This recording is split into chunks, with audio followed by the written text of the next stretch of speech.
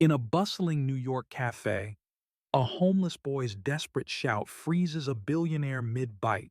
"Don't eat that," he cries. Confusion erupts, but when the truth unfolds, it will leave everyone speechless. What did the boy see that changed everything? It was the kind of afternoon in New York City that made people believe in possibilities.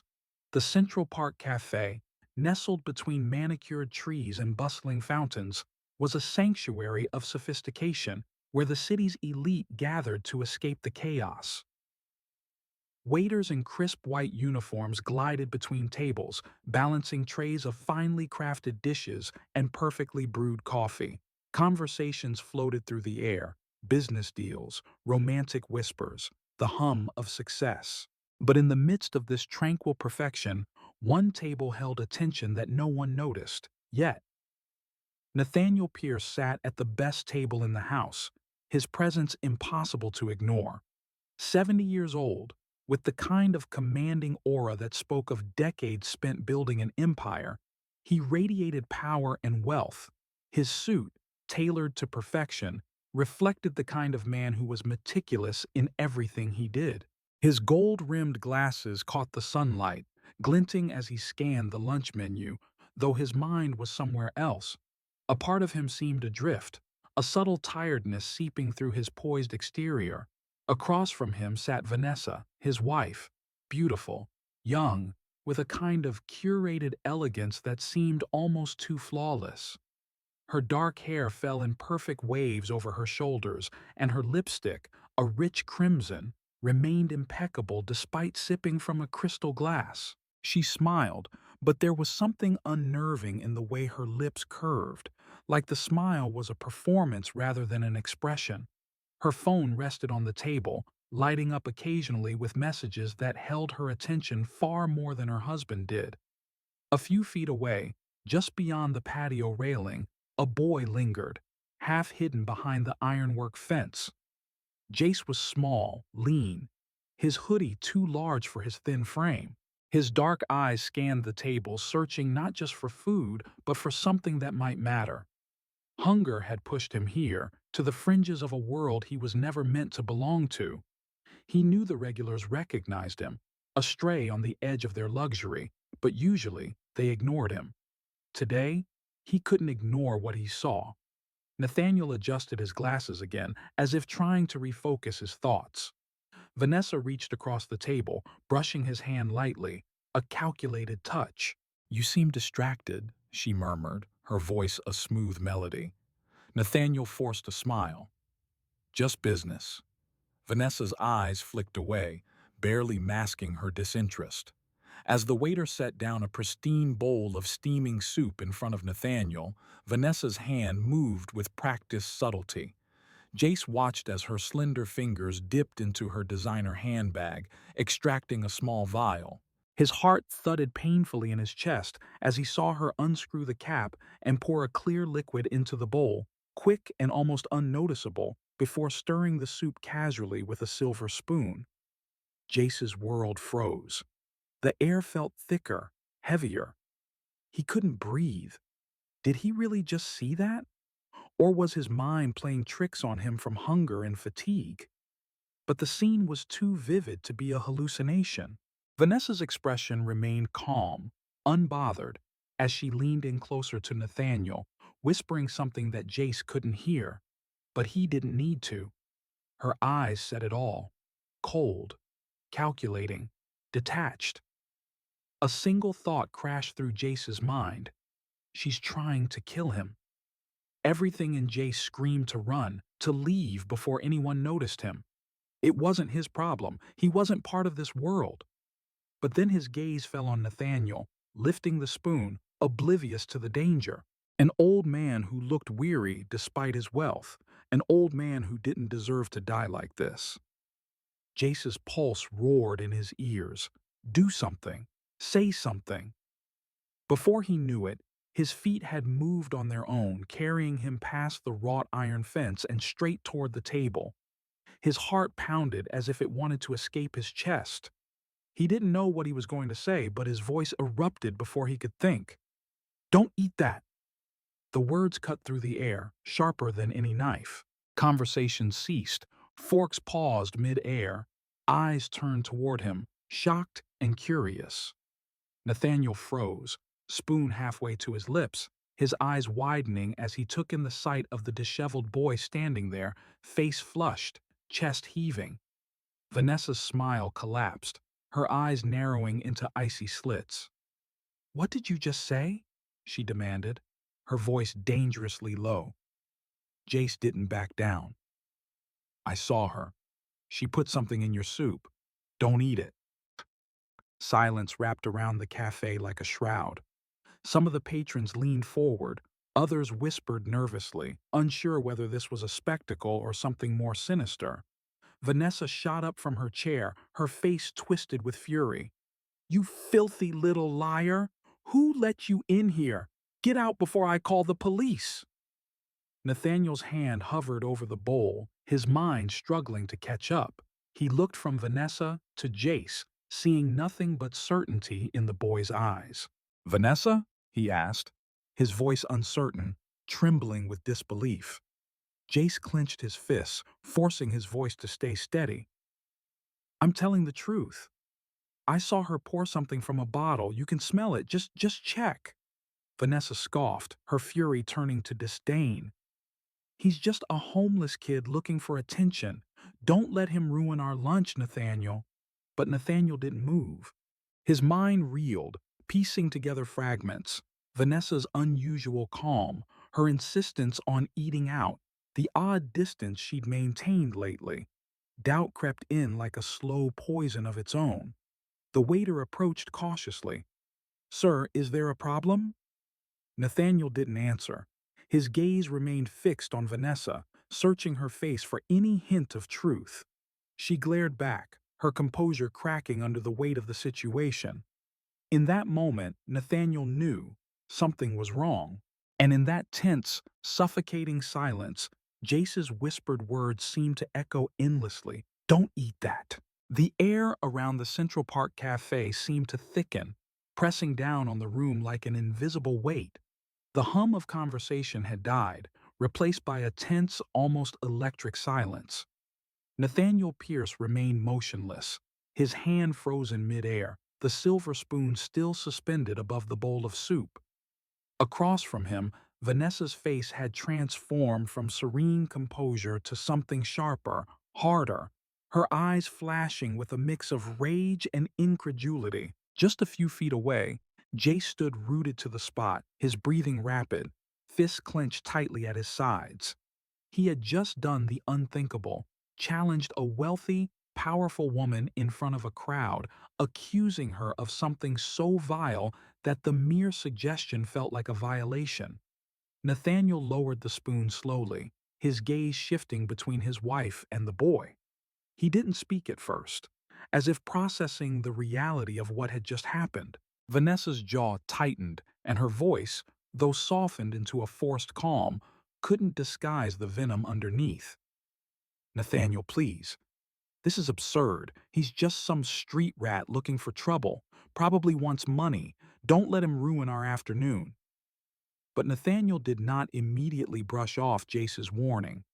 Something about the boy's raw desperation made him hesitate. He knew what manipulation looked like. He'd faced countless deals and betrayals in his long career. And yet, there was something unguarded in Jace's eyes, something genuine that didn't fit the mold of a schemer or a troublemaker. Nathaniel studied the boy intently. "You're saying you saw her put something in the soup?" "Yes," Jace replied, his voice trembling but determined. "It was a little bottle. She poured something clear into it, I swear." A few of the patrons murmured, some shifting uncomfortably in their seats. A waiter, sensing the growing tension, cautiously approached the table. "Sir, is everything all right?" Vanessa seized the opportunity, her tone dripping with disdain. "Everything is fine. This boy is just causing a scene. Can you please have security remove him?" But Nathaniel raised a hand, stopping the waiter. "No. Let's not rush to conclusions." His eyes bore into Vanessa's, and for a fleeting moment, her confidence seemed to falter. "Vanessa, why are you so eager to get rid of him? If he's lying, Why not just let me check the soup? Vanessa's face reddened, caught off guard. Nathaniel, are you serious? You're going to take the word of a filthy homeless kid over your own wife? This is humiliating. Nathaniel didn't respond to her anger. Instead, he picked up the spoon once more. But this time, he didn't move to taste the soup. He lifted it closer to his nose, trying to detect anything unusual. Vanessa's eyes widened, and she quickly reached out, grabbing his wrist. Stop it! This is ridiculous! The sudden movement drew more attention. A middle-aged woman at a nearby table whispered to her companion, "Why is she so panicked if it's just soup?" Another man took out his phone, recording the escalating scene. Vanessa noticed and recoiled, her cheeks flushed with anger. You people have no right to judge me. You don't know anything about us. Jace took a step forward, his voice steadier now.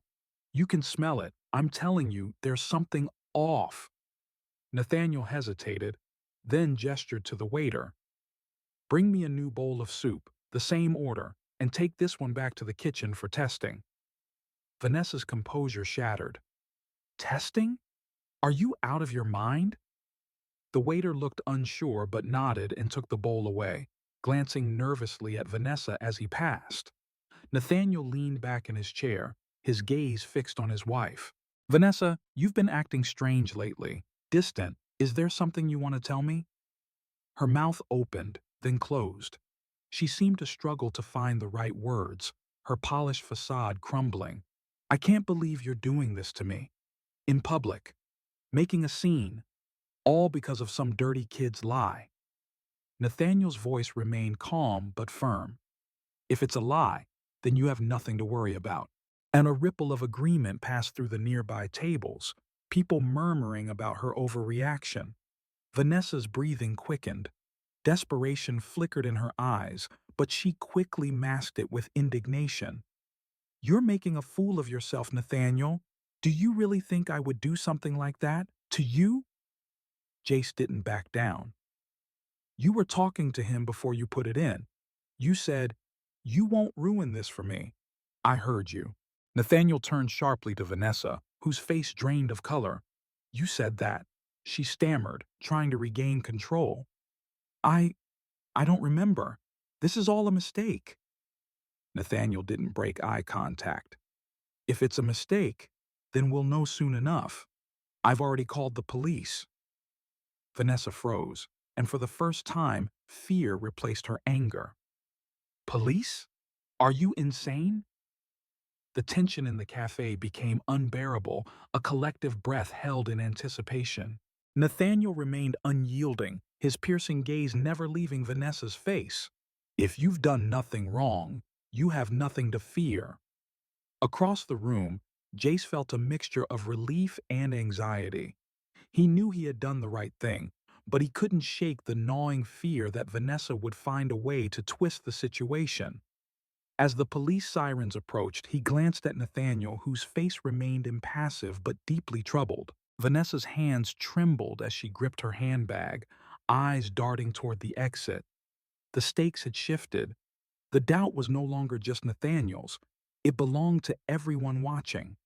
And Vanessa knew that no matter how this ended, something irrevocable had already changed. The wail of sirens grew louder, slicing through the heavy silence that had settled over the Central Park Cafe. The tension was palpable, and the eyes of every patron were fixed on the unfolding scene.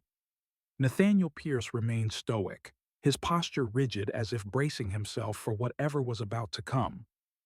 Vanessa, however, looked like a caged animal, eyes darting from the entrance to the gathering crowd, her hands gripping the edge of the table so tightly that her knuckles turned white.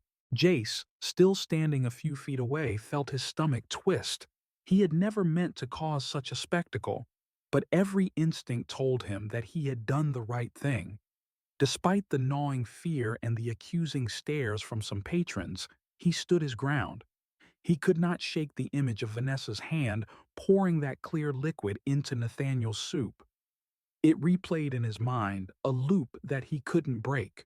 Two uniformed police officers pushed their way through the crowd, their presence both authoritative and unnerving. One of them, a tall, broad-shouldered man with a stern expression, approached the table. "What's going on here?" he asked, his voice even but loud enough to command attention. Nathaniel gestured to the bowl of soup that the waiter had cautiously placed back on the table.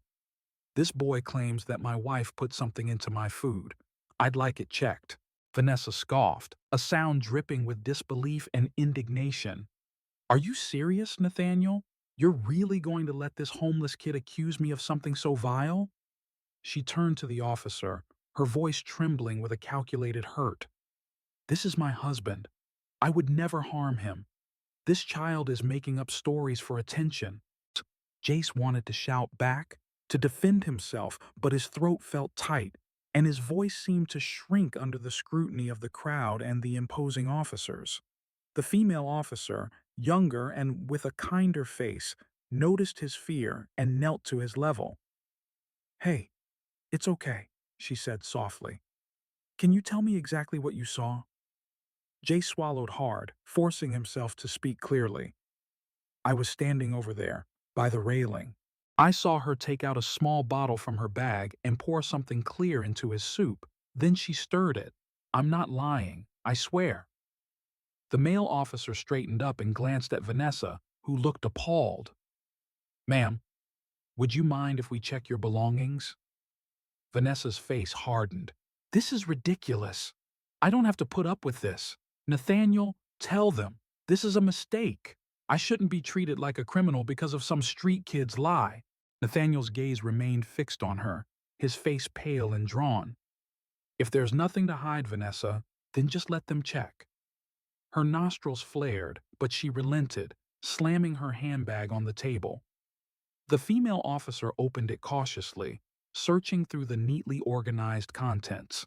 Lipstick, a compact mirror, a wallet, and then, at the very bottom, a small clear vial with a few remaining drops of liquid. She held it up, her eyes narrowing. "What's this?" Vanessa's face froze. "It's perfume," she stammered. "It's just a little perfume sample." The officer uncapped it, sniffing cautiously, her brow furrowed. "It doesn't smell like perfume." The male officer took the vial and spoke into his radio. "Dispatch, we need a hazardous materials team at Central Park Cafe. Possible poisoning incident." Vanessa's composure shattered. "Are you insane? Nathaniel, they're treating me like a criminal. Make them stop." But Nathaniel remained quiet, his mind spinning. He had seen Vanessa angry before, furious even, but never like this. There was a desperation in her voice, an edge that cut through his disbelief. "Vanessa," he began, his tone softer but lined with pain, "just tell me the truth." She snapped her head toward him, her eyes wide with a mixture of fear and indignation. "You're my husband. You're supposed to believe me, not some vagrant off the street." The officer spoke firmly. "Ma'am, we'll need you to come with us for questioning." Vanessa recoiled, as if struck. "You can't just arrest me. Nathaniel, do something." Nathaniel shook his head slowly, his gaze falling to the table. "I can't help you if you won't tell me the truth." Realizing that she was truly alone in that moment, Vanessa's mask of defiance crumbled. Tears pricked her eyes and she whispered, "You were never supposed to make it past this year. I just couldn't live like this anymore." Nathaniel looked up, his eyes filled with a mix of horror and betrayal. "Live like what? You had everything." Vanessa let out a harsh, bitter laugh. "Everything? A life where I'm just your arm candy, your perfect little trophy? You control every aspect of my life. I was suffocating." The police officers exchanged glances, their expressions grim. "Ma'am, you're under arrest for attempted murder. Please stand up." As they moved to handcuff her, Vanessa struggled, screaming about how none of this was fair, how she deserved more. The once dignified, poised woman was now unrecognizable, desperate, wild, clawing at the air as if trying to grasp the life that was slipping away. Jace watched, his hands shaking, as Vanessa was led out of the cafe. He felt a strange mixture of relief and sadness. He hadn't wanted this to happen. Not the arrest, not the broken man left sitting at the table, his wealth and power meaningless in the face of such a personal betrayal. Nathaniel buried his face in his hands, the weight of his wife's words crushing him. He didn't move for a long time, even as the officers reassured him that they would follow up with the toxicology report. Around him, the murmurs of the crowd began to rise again, but now they carried a different tone: sympathy, shock, and whispers about betrayal. Slowly, Jace approached the table, his voice barely audible. "Sir, I'm sorry." Nathaniel looked up, his face lined with exhaustion. He studied Jace for a moment before offering a faint, broken smile. "Don't be. You did the right thing." Jace nodded, unsure of what to say next. Nathaniel reached out, placing a hand on his shoulder. "Sometimes the truth hurts, but it's better than living a lie." The days that followed Vanessa's arrest felt surreal to Nathaniel Pierce.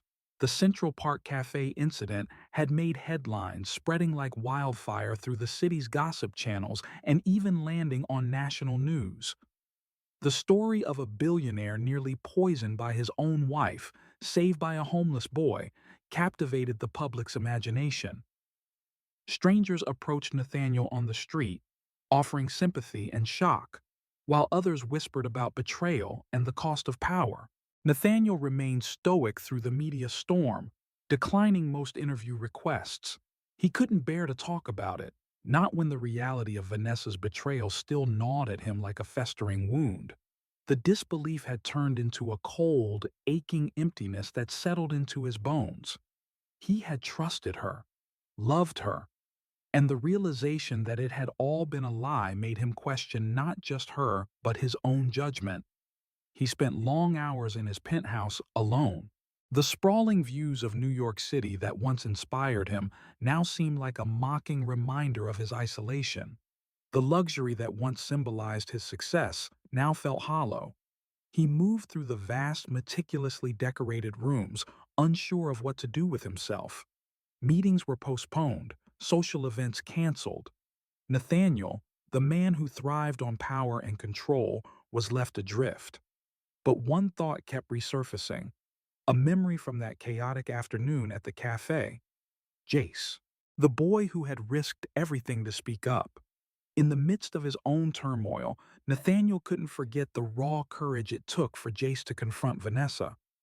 Despite the fear, despite the risk of being dismissed or even attacked, Jace had chosen to do what was right. That kind of integrity was rare, and it was something Nathaniel hadn't seen in a long time.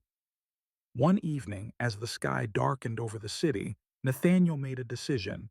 He called his assistant and asked her to find Jace. It wasn't easy. Jace had slipped away after the incident, and no one knew where he had gone. But after a few days of searching, they found him at a temporary shelter on the outskirts of the city. Nathaniel arranged for a car and personally went to see him. As the black sedan pulled up to the shelter, Nathaniel hesitated for the first time in years. He didn't know how to approach this, how to thank someone who had saved his life, someone who, despite their own hardships, chose to act selflessly. When Jace saw Nathaniel step out of the car, his eyes widened, unsure whether to stay or flee. Nathaniel approached slowly, offering a small, sincere smile. "Jace," he said gently, "may I talk to you?" Jace shifted nervously but nodded. They found a quiet corner in the shelter's courtyard, sitting on a weathered bench. For a moment, neither spoke. Finally, Nathaniel broke the silence. "I've been looking for you. I wanted to make sure you were all right." Jace shrugged, avoiding his gaze. "I'm fine. Didn't mean to make trouble." Nathaniel shook his head. "You didn't make trouble.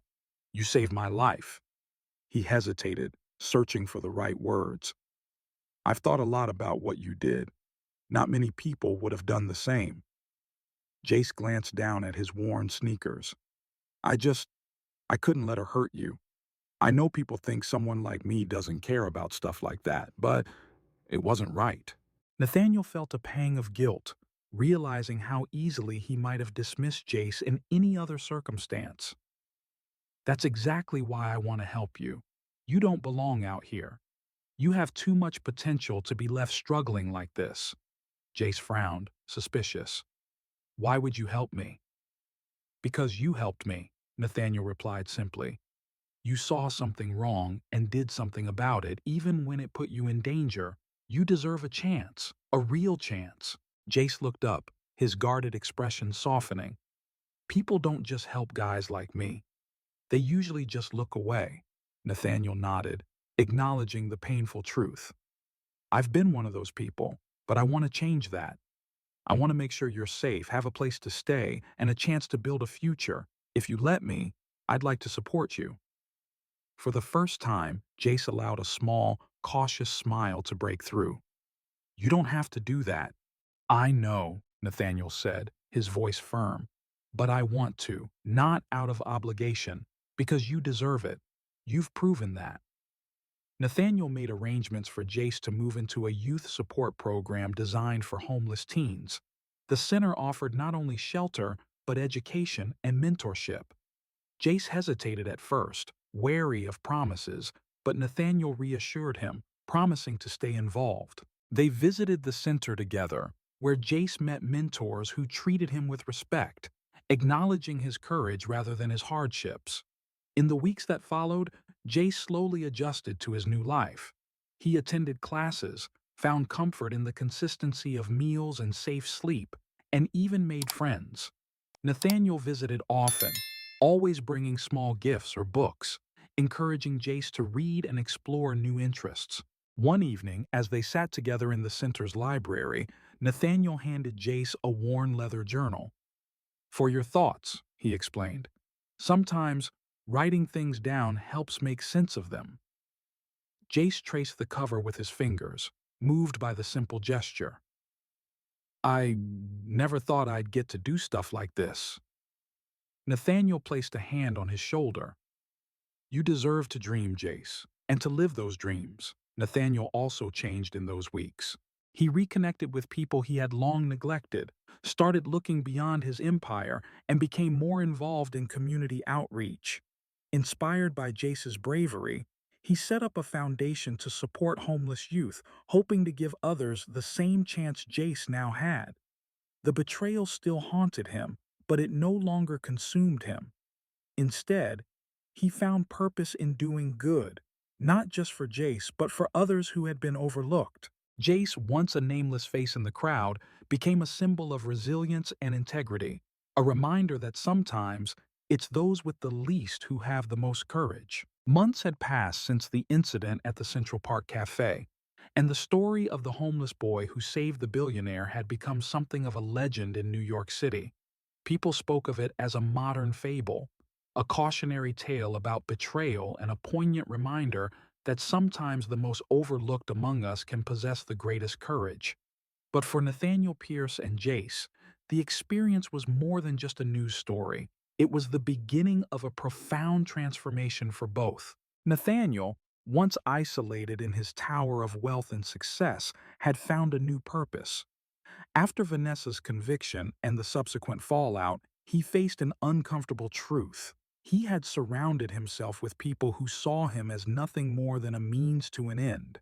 He had been so consumed with building his empire that he had neglected to build genuine connections. Jace had been the catalyst that forced him to reevaluate his life, and Nathaniel had decided not to waste the second chance fate had given him. He continued his efforts to support Jace's growth, visiting him regularly at the youth center. Their bond had grown beyond gratitude into something akin to family. Jace, once wary and distant, had blossomed in the stability of his new environment. He was attending school, excelling in literature, and had even joined the center's music program, discovering a talent for guitar. Nathaniel watched proudly as Jace performed at a small community event, strumming his guitar with a focus and joy that seemed almost transformative. One evening, as they sat together on a bench outside the youth center, Jace glanced at Nathaniel, his eyes filled with an earnestness that had replaced his former caution. I never thought I'd get to have something like this, he admitted. A place to sleep, friends, a future. Nathaniel smiled, the kind of smile that felt genuine in a way it hadn't for years. You deserve it. You've shown more strength than most people I know. Jace hesitated, looking down at his hands. Sometimes, I still feel like it's all temporary. Like one day, I'll wake up and it'll all be gone. Nathaniel's expression softened. That fear doesn't just go away overnight. But you're building something real here. You're making a life for yourself, and I'll support you every step of the way. The teenager nodded, his smile faint but hopeful. I guess I just have to keep moving forward. Nathaniel nodded. We both do. As part of his commitment to giving back, Nathaniel had established a foundation dedicated to helping homeless youth across New York City. He named it the Jace Foundation, honoring the courage that had saved his life and inspired his change. The foundation provided not just shelter, but also education and mentorship, focusing on helping young people like Jace reclaim their potential. One afternoon, as the Foundation's new community center was being inaugurated, Nathaniel stood at the podium, looking out at the crowd gathered before him, business partners, community leaders, and the very youth the center aimed to support. Jay stood at his side, looking both proud and slightly overwhelmed by the attention. Nathaniel took a deep breath before addressing the crowd. Today isn't just about a new building or another charity. It's about acknowledging the strength it takes to survive on the streets of this city and the courage it takes to speak out when no one else will listen. I was given a second chance because someone chose to act selflessly, despite having every reason to look away. That someone is Jace. The crowd erupted into applause and Jace flushed, giving a small, embarrassed wave. Nathaniel continued, his voice firm but full of emotion. I've learned that true courage doesn't come from power or wealth. It comes from standing up for what's right, even when you're afraid. It comes from compassion, from looking out for others, even when you yourself are struggling. Jace reminded me of that, and I want to make sure that we never again overlook the courage of those who are fighting to survive. After the ceremony, Jace wandered through the new facility, taking in the bright classrooms, the music room filled with instruments, and the common area where kids his age were already gathering. Nathaniel found him standing near a mural painted by local artists, an image of a young boy standing bravely in front of a cityscape, his shadow stretching out like that of a giant. Jace pointed at the mural, a small smile playing on his lips. Is that supposed to be me? Nathaniel chuckled. They might have been inspired. Jace stared at the painting, thoughtful. I'm not a hero, you know. I was just scared. That's the thing about courage, Nathaniel said gently. It's not about not being scared. It's about doing the right thing despite it. Jace glanced at him, considering his words. I guess I didn't want to be like the people who just watch and do nothing. I've seen too much of that. Nathaniel placed a reassuring hand on his shoulder. And because of that, you changed both our lives. As the evening settled, Jace played his guitar for a group of the younger kids who sat captivated by his music. Nathaniel watched from a distance, his heart swelling with pride. The fear and doubt that had once clouded his mind seemed to have lifted, replaced by a sense of purpose that he hadn't felt in years. He realized that saving Jace was just as much about saving himself, reconnecting with humanity, with empathy, with the simple act of caring beyond his own world. In the months that followed, the foundation grew, helping dozens of homeless teens find shelter and support. Nathaniel often shared Jace's story, not just as an anecdote about courage, but as a reminder that every person has a story worth listening to. And Jace, once an invisible figure on the streets, became a mentor to other kids, encouraging them to believe in their own worth. One evening, Jace sat on the same bench where he and Nathaniel often talked. A new boy had joined the shelter, a quiet, nervous kid who reminded Jace of himself. As they strummed the guitar together, Jace told him, Sometimes it's hard to believe that life can get better, but trust me, it can. You just have to hold on a little longer. Nathaniel, watching from the doorway, couldn't help but smile. He knew that both of them had found something they didn't expect, a second chance. And it all began with a boy who refused to stay silent, who dared to challenge the world's indifference. As the city lights flickered on, Nathaniel knew that courage wasn't about grand gestures or wealth. It was about small, brave acts that could change a life. And sometimes, the most profound change of all started with one voice saying, "Don't eat that." As the seasons changed in New York City, so did the lives of both Nathaniel Pierce and Jace. The city's rhythm remained relentless, the skyscrapers towering over a patchwork of stories, some of triumph, others of defeat. Nathaniel had always believed himself to be among the former, but recent months had taught him that triumph was more than just winning. It was about redemption, about reclaiming one's humanity. Since founding the Jace Foundation, Nathaniel's life had taken on a new cadence. He had distanced himself from the old circles that fed on his wealth and status, and replaced them with people who valued purpose over profit. The foundation had already helped dozens of homeless youth transition from the streets to safety, offering not just shelter, but skills and support to rebuild lives. Nathaniel no longer found solace in the cold marble floors of his penthouse.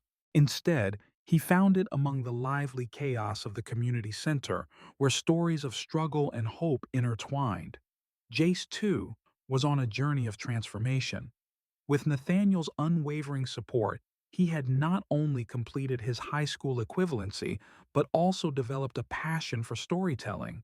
His journey had sparked something deeper, a desire to share the stories of others who had been overlooked. One evening, while playing his guitar in the community room, Jace turned to Nathaniel and said, "I want to write about it. All of it. The streets, the fear, the moments when kindness saved me. Maybe if people understood, they'd stop looking away."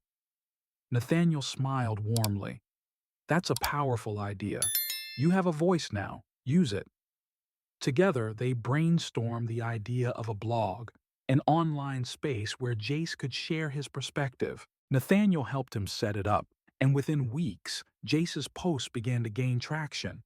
His writing was raw, honest, and unflinching, giving readers a glimpse into a world they often avoided. One post, titled, "The Day I Saved a Billionaire," went viral, not just for its gripping narrative, but for its profound reflection on how courage can come from unexpected places. Jace didn't glorify himself. Instead, he talked about fear, doubt, and the decision to act despite them. The reaction was overwhelming. Messages poured in, some from other homeless youth, others from people who admitted they had once looked past boys like him. Jace's words were doing more than telling a story. They were changing perspectives.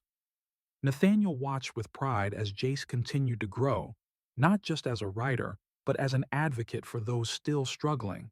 One afternoon, while walking through Central Park, Nathaniel noticed Jace watching a group of teenagers gathered around a makeshift stage. Curious, they approached, discovering it was an open mic event organized by local artists. Jace nudged Nathaniel. "I think I want to try." Nathaniel raised an eyebrow. "You're going to perform?" Jace nodded, a little nervous but determined. "Yeah, I've been working on something. It's about change." When it was Jace's turn, he stepped onto the small platform, guitar in hand, and took a deep breath. As he began to play, his voice was steady, but the emotion was raw. He sang about the streets, the loneliness, the unexpected moments of kindness, and the one choice that changed everything. His words wove through the crowd, drawing them closer, not just to listen, but to feel. By the time he finished, the applause was thunderous. Nathaniel couldn't help but wipe away a tear, knowing that Jace had found his place, not just in the world, but within himself. Afterward, as they walked back through the park, Jace was buzzing with energy. "I didn't think I could do it," he admitted, "but it felt freeing." Nathaniel clapped him on the shoulder. "You found your voice. Don't ever let it be silenced." That night, Jace wrote a new post titled, "Singing for Change." It was a reflection on how courage didn't just save lives, it changed them. The comments poured in, people from all walks of life sharing how his story had pushed them to act with kindness or to stand up when they might have remained silent. Nathaniel knew that Jace was not just changing his own future, but inspiring others to do the same. He realized that his own transformation was just beginning, and Jace was teaching him that life wasn't just about power or success, but about using both to make a difference. One evening, as they sat on the steps of the community center, Jace turned to Nathaniel. "Do you ever think about how crazy it was, that day at the cafe?" Nathaniel nodded, his expression thoughtful. "Every day. You reminded me of something I'd forgotten. That courage doesn't always look like power. Sometimes it's just a kid saying, 'Don't eat that,' because he can't stand to see someone get hurt." They sat in comfortable silence, watching the sun set over the city. Jace knew that no matter where life took him, he would carry that lesson. Courage wasn't just about standing up when it was easy. It was about doing the right thing, even when your voice shakes. Nathaniel, reflecting on his own journey, felt a quiet peace settle within him. He had spent his life building an empire, but Jace had taught him to build something more important: hope. And that, more than anything, was worth fighting for. Months turned into a year since that fateful day at Central Park Cafe. The transformation in both Nathaniel Pierce and Jace was evident not only to those who knew them, but to the city itself.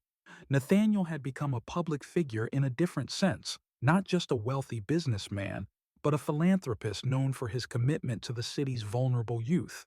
Jace had found his rhythm, not just through music, but through his growing role as a mentor at the Jace Foundation. One evening, as the sun dipped behind the New York skyline, Nathaniel and Jace prepared for a special event at the community center, a benefit concert organized by the foundation to raise awareness and funds for homeless youth. Jace had been practicing for weeks, meticulously crafting lyrics that captured his journey from the streets to a place of hope. Nathaniel had helped organize the logistics, bringing in influential friends and local artists to make the night unforgettable. As the hall filled with guests, philanthropists, community members, young people from the center, Jace felt a familiar knot of nerves. He adjusted the strap of his guitar and glanced out from behind the curtain, spotting Nathaniel speaking with a group of business leaders. When their eyes met, Nathaniel gave him a reassuring nod, and Jace took a deep breath. The evening opened with a short speech from Nathaniel, who stood at the podium, his voice steady but filled with emotion. "A year ago, I thought I knew what success meant. I measured it by numbers, achievements, and influence. But one moment changed that perspective. A moment when a young boy I didn't know shouted a warning that saved my life. That courage didn't come from wealth or power. It came from a place of truth and integrity. Today, I'm honored to stand here, not just as a survivor, but as someone changed by that act of bravery." The audience applauded, moved by his sincerity. Nathaniel continued, "Tonight, we celebrate that courage. We celebrate the resilience of every young person who has fought to survive and make something of themselves despite the odds. And most of all, we celebrate the power of giving back." Jace's name was called, and he stepped onto the stage, the applause washing over him. The lights felt hot against his skin, but his hands were steady as he adjusted the microphone. He strummed his guitar, and the first notes rang out, soft and haunting. Then he began to sing, a song about finding light in the darkest moments, about speaking up when silence is easier. His voice, clear and full of soul, filled the room. He sang about the day at the cafe, the fear of being ignored, and the choice to act despite the uncertainty. He didn't glorify himself. Instead, he sang about the importance of noticing those who are often unseen, the courage to care even when it's inconvenient. By the final verse, his voice had dropped to a whisper, and the room hung on every word. When the last note faded, the room erupted in applause, some standing, others wiping their eyes. Jace felt a rush of emotions: pride, relief, and a deep sense of belonging. As he stepped off the stage, Nathaniel greeted him with a firm hug, whispering, "You did great." Throughout the night, people approached Jace, congratulating him, sharing how his story had touched them. A middle-aged woman, her eyes glistening, told him how his words reminded her of her own struggles growing up. A young man from the center approached timidly, thanking Jace for inspiring him to pursue music. Jace listened to each story, his heart full. Later, as the night wound down, Nathaniel found Jace sitting alone on the steps outside the hall, his guitar resting beside him. He sat down, the two of them watching the city lights flicker. "You know," Nathaniel began, "I used to think making an impact required grand gestures, huge investments. But tonight, I realize it's not about how much you give. It's about how you show up." Jace looked at him thoughtfully. "Sometimes just being there for someone means more than anything." Nathaniel nodded. "Exactly. And you've shown up not just for me, but for so many others now. Your story is changing lives." Jace glanced at the skyline, the city humming with life. "I never thought I'd be here, doing this, feeling important." Nathaniel put a hand on his shoulder. "You were always important. Sometimes, it just takes the right moment for the world to see it." They sat in comfortable silence, each reflecting on how far they had come.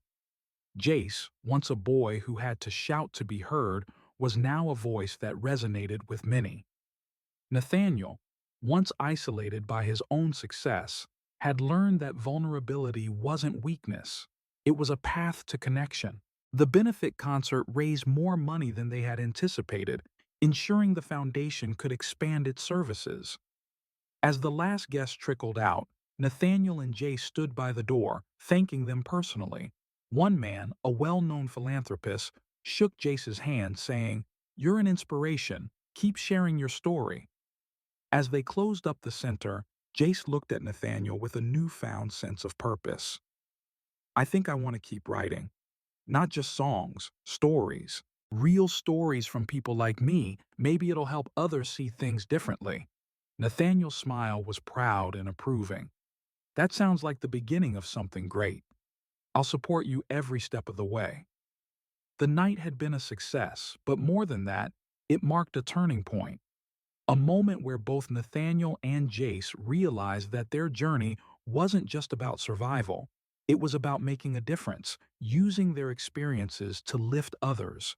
In the city that never slept, they had found a way to dream again, together. The story of Nathaniel Pierce and Jace began with an unexpected, life-altering moment at the Central Park Cafe. A single shout from a homeless boy disrupted a billionaire's world, forcing him to confront not only betrayal, but the stark reality of his own life choices. In that instant, the trajectory of both lives changed. A young boy risking everything to save a stranger, and a powerful man realizing that the world he meticulously built was fragile, its foundation threatened by his own blindness to those closest to him. Nathaniel Pierce had spent his life accumulating wealth, building an empire, and securing his place among New York's elite. To him, success was defined by control over his business, his image, and even his personal relationships. His wife Vanessa was a symbol of that life, a beautiful, poised woman who complemented his public persona. But beneath that veneer lay a dark truth. Vanessa's resentment, her feeling of suffocation under his control, and ultimately her decision to eliminate him to claim freedom and fortune. The real hero of this story, however, was Jace, a boy who had every reason to keep his head down and stay silent. Life on the streets had taught him to blend into the background, to avoid trouble, and to never expect kindness from the world. Yet, when he saw something wrong, he couldn't walk away. Jace's courage wasn't grand or rehearsed. It was raw and immediate, born from a sense of right and wrong that had survived his hardships. That moment of courage didn't just save Nathaniel's life, it shattered the billionaire's illusion of control. The police intervention, Vanessa's confession, and the ensuing chaos forced Nathaniel to examine the choices that had led him to that point. He realized that his obsession with success had isolated him, made him blind to the motives of those around him. In the aftermath, he chose not just to heal, but to change. Helping Jace wasn't just an act of gratitude, it was a step toward redemption. Nathaniel had the resources to change the boy's life, but more importantly, he wanted to be part of that change. Supporting Jace wasn't about charity. It was about recognizing potential where others saw only a problem. By investing in Jace's future, Nathaniel discovered the power of community, empathy, and giving back. He established the Jace Foundation not just to honor the boy's bravery, but to make sure no other young person was left voiceless and unseen. Jace, on the other hand, found his voice not only through his courage, but through his newfound opportunities.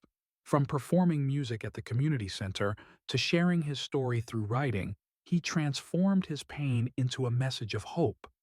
The concert that celebrated his journey wasn't just about raising funds, it was about showing the world that courage can emerge from the most unexpected places. Jace's journey from a homeless boy to an advocate and artist inspired countless others, proving that one small act of bravery can ripple out to touch lives far beyond its origin. Through his experiences, Jace learned that courage is not the absence of fear, but the decision to act despite it. He taught others that you don't need power to make a difference. You just need the conviction to speak up when something is wrong. And Nathaniel, once defined by his wealth, found himself defined instead by the lives he touched through his foundation. The partnership between the two wasn't just about saving one life, it was about changing both. The most profound lesson from their story is that courage often comes from unexpected places, and kindness can transform even the coldest hearts. In a world where indifference can feel safer, it takes bravery to step forward and intervene when others might look away. Whether you're someone who has power or someone who feels powerless, your choices matter. You can choose to make a difference. In today's world, it's easy to feel disconnected, to believe that individual actions don't matter. But Jace's story reminds us that even one voice can create change. Whether it's standing up for someone being mistreated, speaking out against injustice, or simply choosing compassion over judgment, every small act counts. We all have the potential to be brave, to break the cycle of indifference, and take responsibility for the world around us. As we reflect on this story, let it be a call to action. Be like Jace, courageous, compassionate, and unafraid to speak up. Be like Nathaniel, willing to change, to listen, and to use your resources to uplift others. Together, we can build a world where bravery and kindness aren't rare but celebrated. If this story moved you, don't forget to subscribe to our channel for more inspiring stories like this one. Join our community where we believe in the power of truth, resilience, and standing up for what's right. Your support helps us keep telling stories that matter. Stay tuned for more tales of courage and redemption.